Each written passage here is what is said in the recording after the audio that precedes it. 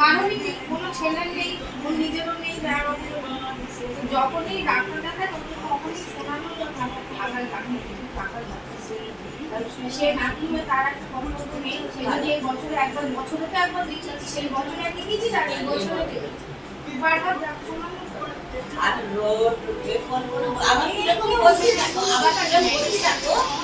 তুমি তো বললে তুমি ডাক্তারের সঙ্গে একা কথা বলতে পারছো, ডাক্তারের সঙ্গে কথা বলতে পারবো না যে আমি রাগ হয়েছে বলছি কি নামটা লিখিয়েছি আমি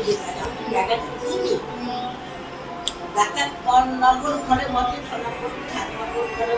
6 নম্বর ঘরে বসে, ওখানে নাম ডাকলে যাই